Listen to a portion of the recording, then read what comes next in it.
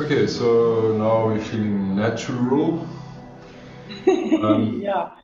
yeah, so Candace, I would like to discuss a little bit more the reasons why vigor or energy flowing would be useful for enhancing our immunity. The main idea, theme, or thought that would come up for me is that when there's flow, it's the opposite of stagnant, and when there's stagnant, you can have a problem of some sort or the other. So, stagnancy tends to breed problems in general. So, when there's movement, there's flow, and in yoga, slow movement would be calming, and faster movement, like any kind of movement, would be more invigorating. So, the sequences that we've done so far, that would certainly not only let us feel loose and stronger, but it will also boost our immunity.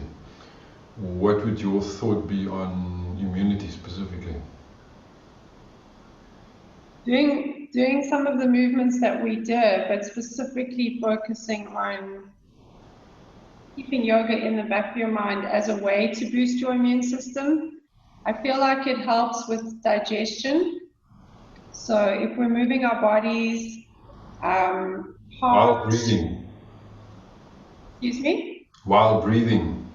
while breathing. Yeah. Yes, exactly.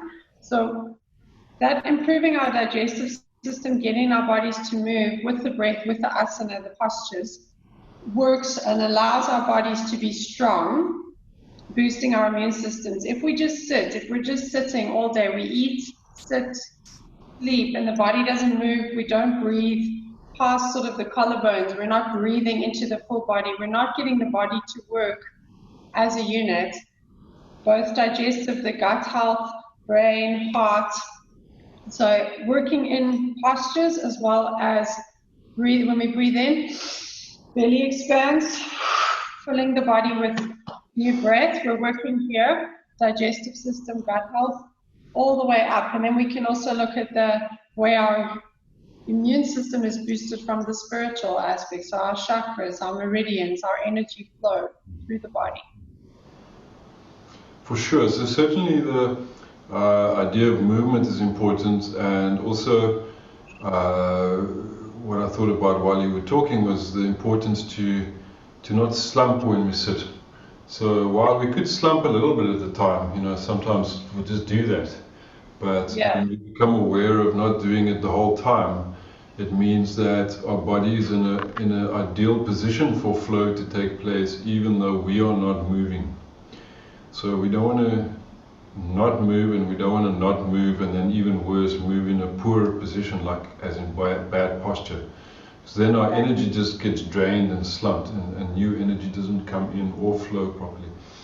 So in terms of the idea of practicing for only a few minutes a day in a small space is also what we're exploring here. So you mentioned already that there are simple things that aren't necessarily yoga, as in asana or pranayama, but tapping and rubbing, and that goes with the movements that we were showing.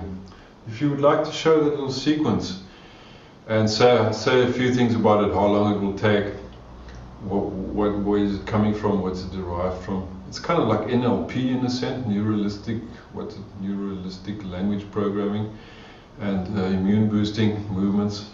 Yeah. If we bring, when we're doing, which I have done in one of my recent sequences, having the palms together and just tapping the palms like this will stimulate your thymus gland. So just interlace the fingers, and you're just going to tap. I would keep the breath more power breath, short breath, as opposed to deep inhale and exhale. You can also work with exhale, so you're activating here and just tapping the palms together.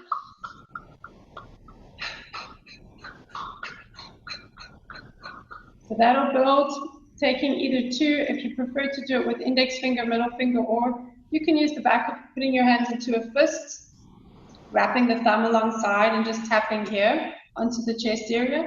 If you're more comfortable, you can also just use your fingers to tap. We want to go to all of those points, so underneath the collarbones here. And here I would do a deeper breath.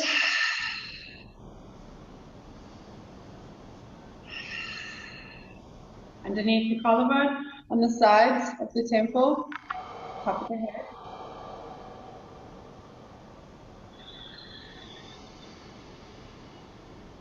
Taking that same momentum to the tip of the crown.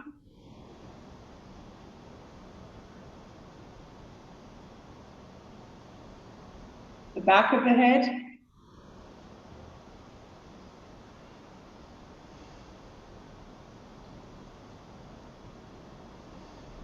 The rib cage.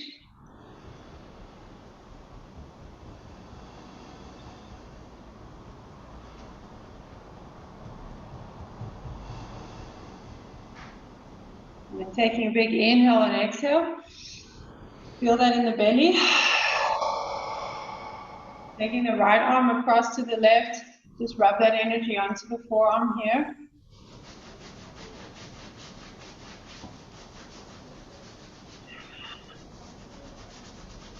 And switching to the other side.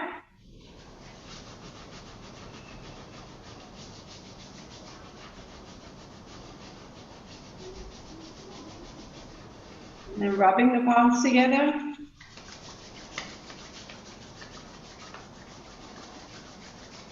You can take Reiki hands over your face where you don't actually touch your face, or you can bring the palms all the way, just allowing the nose and mouth to be open, but covering the eyes, taking fingertips onto your forehead.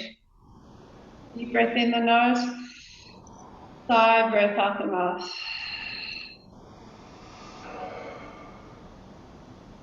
And I really like that in the morning because it'll also help you to wake up and